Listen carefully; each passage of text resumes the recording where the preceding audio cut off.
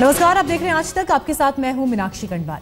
JNU में देशद्रोह वाले प्रदर्शन के मुख्य आरोपी उमर खालिद और दूसरे आरोपी अनिर्बान ने आखिरकार देर रात सरेंडर किया। दोनों आरोपी जेएनयू कैंपस से एक प्राइवेट सिक्योरिटी गाड़ी में बैठकर बाहर निकले और वसंत विहार पुलिस के सामने आत्मसमर्पण किया। जेएनयू में उमर और अनिर्बान के सरेंडर को लेकर इस दौरान हाई वोल्टेज ड्रामा चला।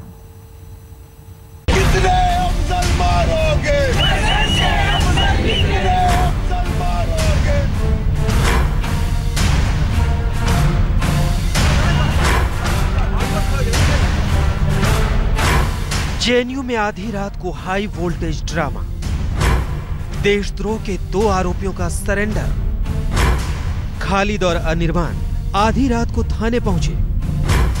थाने में कैसे बीती खालिद अनिर्बान की रात? देशद्रोह वाले प्रदर्शन से सरेंडर तक का पूरा सच। जेएनयू के छात्र और देशद्रोह के आरोपी उमर खालिद और अनिर्बान भट्टाचार्य, इन दोनों आरोपियों ने 23 फरवरी देर रात सरेंडर कर दिया।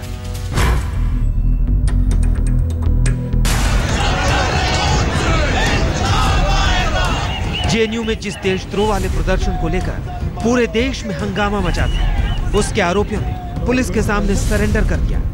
देशद्रोह के दो आरोपियों ने खुद को पुलिस के हवाले कर दिया, मगर ये इतनी आसानी से नहीं हुआ।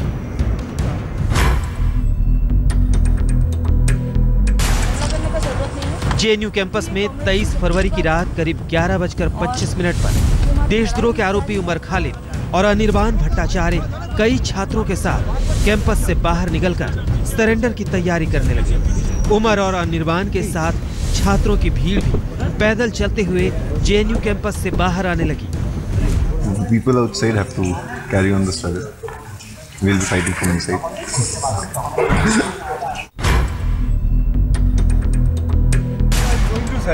रात करीब 11:35 पर जब उमर और अनिर्बान पुलिस के सामने सरेंडर के लिए पैदल बाहर निकलने लगे, दोनों ने शॉल ओढ़ रखी थी। उन्हें लगा कि कोई पहचान नहीं पाएगा, लेकिन एडमिन ब्लॉक के पास खड़े छात्रों और मीडिया ने दोनों को पहचान लिया। इसके बाद उन्होंने अपना प्लान बदल लिया।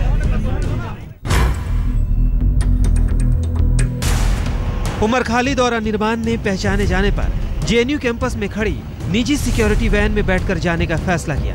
निजी गार्ड्स की वैन में देशद्रोह के आरोपी उमर खालिद और अनिर्बान के अलावा कुछ और छात्र भी सवार हुए।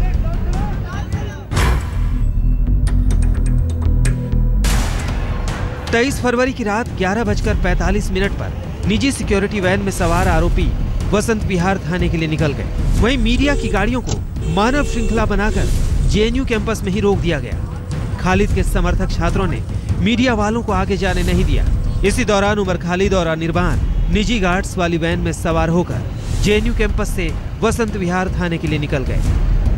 रात का अंधेरा और प्राइवेट सुरक्षा एजेंसी के वाहन में बड़े ही गुपचुप तरीके से उमर और अनिर्बान दोनों सरेंडर के लिए निकल ही रहे थे कि कैमरों की रोशनी में आने के बाद दोनों ने अपने मुंह पर ताला लगा लिया और कुछ भी नहीं बोले कि वो कहां जा रहे हैं, जबकि वो सरेंडर के लिए निकल रहे थे। इन सब के बीच सभी स्टूडेंट्स ने रास्ता रोक लिया ताकि कोई भी कैमरा उनका फॉलो अप न कर सके। ये सब कुछ ड्रामा उनके सरेंडर के लिए ही तो था।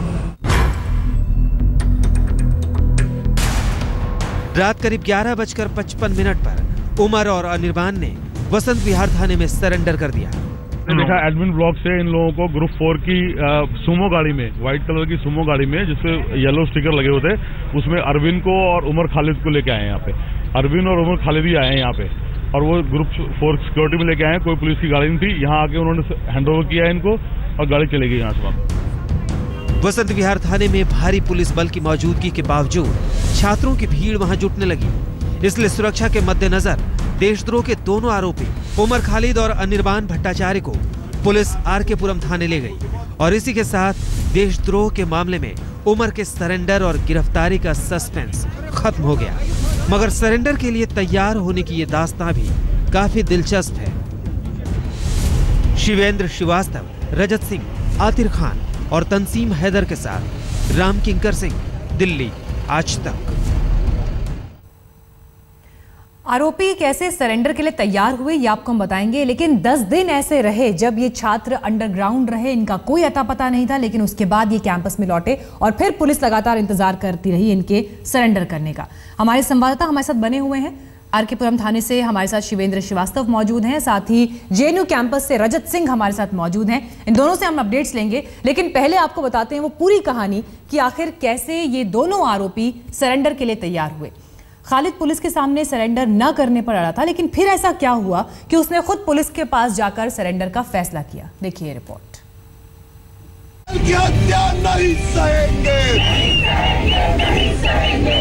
आतंकी अफजल गुरु के समर्थन में नारेबाजी,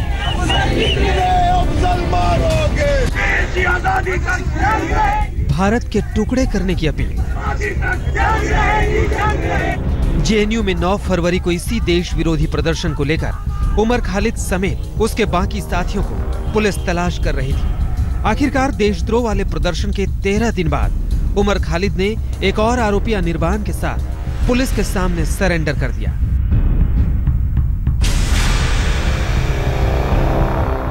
नौ फरवरी से लेकर 23 फरवरी तक इस मामले को लेकर जेएनयू अखाड़ा बना रहा। 9 फरवरी को जेएनयू कैंपस में अफजल गुरु के समर्थन में खालिद ने देशद्रोह वाला प्रदर्शन आयोजित किया था। 11 फरवरी को उसने कैंपस में केंद्र सरकार के खिलाफ नारेबाजी की। करीब 10 दिनों तक फरार रहने के बाद 21 फरवरी को वो जेएनयू कैंपस वापस लौटा और सरेंडर करने के बजाय वो धरने पर बैठ गया।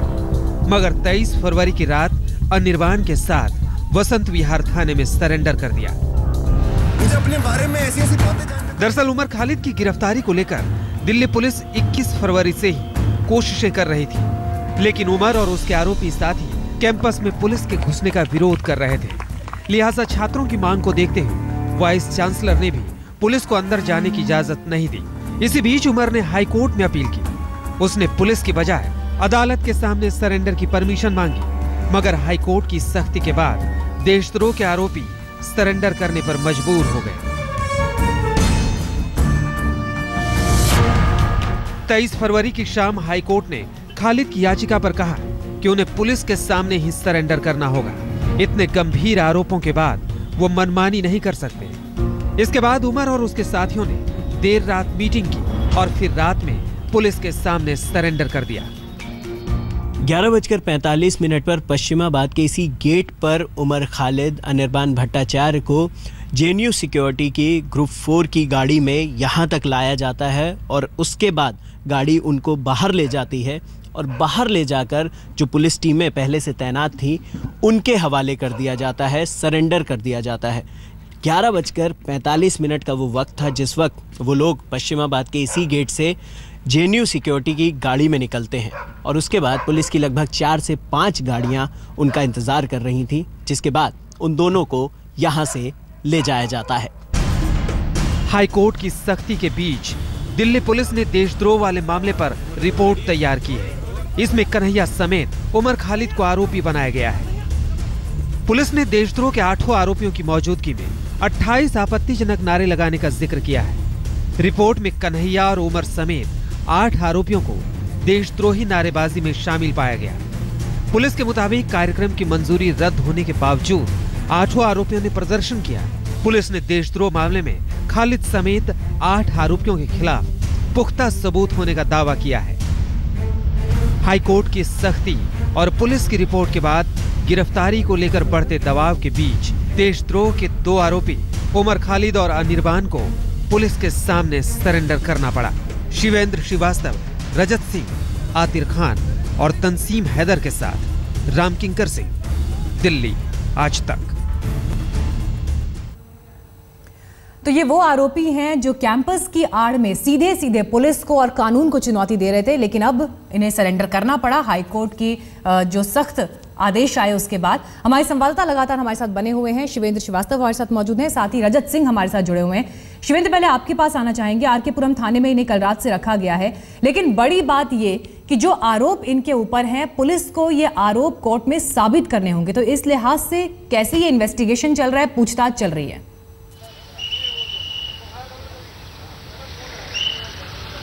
देखिए, पुलिस का तो लगातार दावा ये रहा है, BS बस्सी जो यहाँ के पुलिस कमिश्नर हैं, उनका लगातार दावा रहा है कि उनके पास पुख्ता सबूत है और वो वीडियो के फॉर्मेट में भी हैं, लोगों के स्टेटमेंट के रूप में भी हैं और डॉक्यूमेंट्री एविडेंस भी है। तो कुल मिलाकर के पुलिस तो कॉन्फिडेंट दिखती है, लेकिन जो पिछले 5-6 घंटे में पूछताछ हुई है उसमें बेहद अहम बातें आई सामने। उसमें सबसे बड़ी बात यह है कि दिल्ली पुलिस इन लोगों से ये जानना चाहती थी कि आखिरकार ये जो असेंबली थी, जो पूरा एजेंडा था, वो किसने मोटिवेट किया था, किसके कहने पर इस तरीके की प्लानिंग की गई थी और ये नारे लगाए गए थे। कन्हैया से इन लोगों का किस तरह संबंध है, कन्हैया का रोल क्या था, वो भी उसके बारे में पूछताछ की गई। इसके अलावा एक दूसरे से किस तरह से ये लोग लिंक्ड हैं और इनके अलावा सबसे जो है अहम बात थी, जो पिछले 10 दिनों से ये लोग गायब थे, उस दौरान किसने किसने इनकी मदद की, कहाँ कहाँ रहे, ये भी पूछताछ दिल्ली पुलिस ने की है। और इस तरह के करीब 50 के आसपास सवाल इस पिछले 5-6 घंटों में दिल्ली पुलिस के आला अधिकारियों ने किया और सबके पीछे मकसद ये है कि इस चीज को साबित किया जा सके कि इन लोगों ने देशद्रोह का काम किया है और इन्होंने जो नारेबाजी की उसमें कई लोग शामिल थे और जो लोग शामिल थे वो किसके कहने पर और किस तरह से मोटिवेट हुए थे, ये सब बातें सामने लाना चाहती है दिल्ली पुलिस। और इसके लिए जो सबूत इकट्ठे कर रहे हैं, इसी के लिहाज से कई दौर की पूछताछ चल चुकी है अब तक और जितने भी दिल्ली पुलिस के आला अधिकारी हैं वो विजिट करके आर.के. पुरम आश्रम में बातचीत कर चुके हैं और पूछताछ कर चुके हैं। पुलिस का कहना यह है कि उनके पास बेहद अहम सबूत हैं और पूछताछ से भी कुछ नई बातें निकल के आई हैं। उमर खालिद ने पुलिस को कई दिनों तक चकमा देने की कोशिश की। 11 फरवरी के बाद से वो फरार था, लेकिन 21 फरवरी को अचानक दोबारा जेएनयू कैंपस में पहुंच गया। वहां पहुंचने के बाद उसने न केवल खुद को बेगुनाह बताया बल्कि केंद्र और संघ पर भी निशाना साधा। पुलिस चाहकर भी इस दौरान कैंपस में घुसकर उसे गिरफ्तार नहीं कर सकी।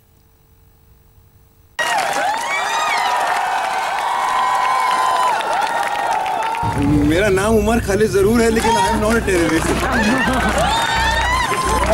21 फरवरी की रात उमर खालिद ने फिल्मी अंदाज में डायलॉग बोलते हुए दिल्ली पुलिस समेत सबको चौंका दिया। हम सारे लोगों की लड़ाई है।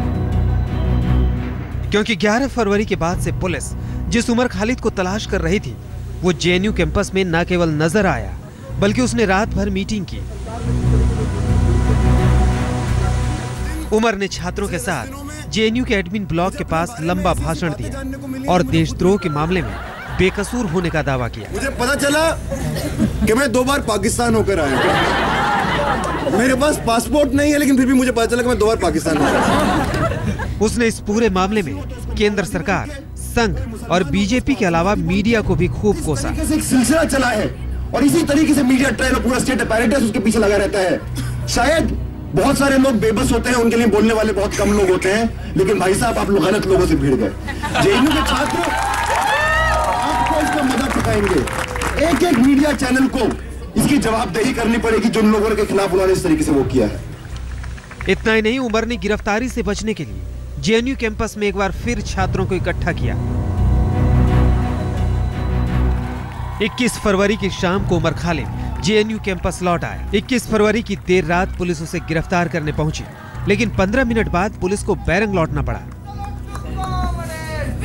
इसके बाद 22 फरवरी को देशद्रोह का आरोपी उमर खालिद कुछ छात्रों के साथ धरने पर बैठ गया।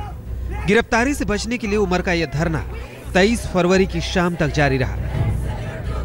Are you going to surrender? Are you going to surrender? मगर 23 फरवरी की रात को उसे लगा कि पुलिस सख्त कार्रवाई कर सकती है। हाईकोर्ट से भी उसे झटका लग चुका था, इसलिए कैंपस में गिरफ्तारी से बचने के लिए उसने अनिर्बान के साथ थाने जाकर सरेंडर करने का फैसला किया।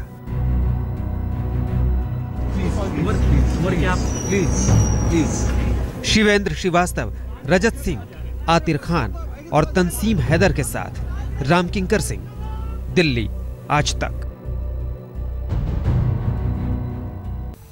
इस वक्त आ रही है बड़ी खबर। दिल्ली पुलिस के सूत्रों के मुताबिक पुलिस ने ये बता दिया है कि पुलिस को इन दोनों ने ये बता दिया है कि ये सभी लोग इन दिनों कहां शामिल थे। खालिद और अनिर्बान, जिन्होंने कल रात ही सरेंडर किया, 10 दिन तक ये कहां गायब थे जिस दौरान पुलिस इनकी छापेमारी कर रही थी, वो जानकारी इन्होंने पुलिस को दी है। अपने छुपने की जगह पुलिस को बताई है। दिल्ली पुलिस को पूरा सहयोग कर रहे हैं दोनों पूछताछ में। कल रात से ही इनसे ये पूछताछ लगातार जारी है। हालांकि आज कोर्ट में इन्हें पेश भी किया जाना है, लेकिन इस बीच खबर यह भी आ रही है कि दिल्ली पुलिस इन्हें गुपचुप तरीके से कोर्ट में पेश कर सकती है। तो पूछताछ में इन्होंने क्या कुछ बताया वो डिटेल्स आपको हम दे रहे हैं। लगातार इनसे ये सवाल किए गए कि ये बीते 10 दिन कहां थे, और जानकारी के साथ इस वक्त हमारे संवाददाता चिराग गोटी जुड़ गए हमारे साथ। चिराग, यहाँ पर बड़ी बातें सामने आ रही हैं कि इन्होंने अपने जो इन पर आरोप लगे हैं उन्हें कबूल किया है पुलिस की पूछताछ में, और क्या कुछ डिटेल्स हैं? लगातार की जा रही है, रात में किया गया माना है जो इन्होंने नारेबाजी की और बाकायदा अफजल गुरु के सपोर्ट से नारेबाजी जानकारी। चलिए चिराग, आपके पास हम फिर लौटते हैं, लेकिन इस बीच बड़ी खबर हम बता रहे हैं कहां पर ये लोग छिपे थे। लगातार ये सवाल उठ रहे थे क्योंकि 10 दिन तक गायब थे और उसके बाद 23 फरवरी को ये लौटे थे कॉलेज कैंपस में, और इसके बाद अब बात ये सामने आ रही है कि पुलिस ने जो पूछताछ इनसे कल रात से लेकर अब तक की है उसमें अपने गायब होने के बारे में इन्होंने बताया है, साथ ही कहां ये छिपे थे वो बात बताई है, और साथ ही अफजल गुरु के समर्थन में नारेबाजी की थी, इस बात को इन्होंने कबूल किया है इस पूछताछ में। आज ही कोर्ट में पेशी होनी है और खबर यह भी है कि पुलिस गुपचुप तरीके से इनकी पेशी कोर्ट में करा सकती है। जाट आरक्षण को लेकर जिस तरीके से हंगामा हुआ उस पर एक उच्च स्तरीय बैठक चल रही है। अभी पीएम के साथ गृह मंत्री की बैठक चल रही है।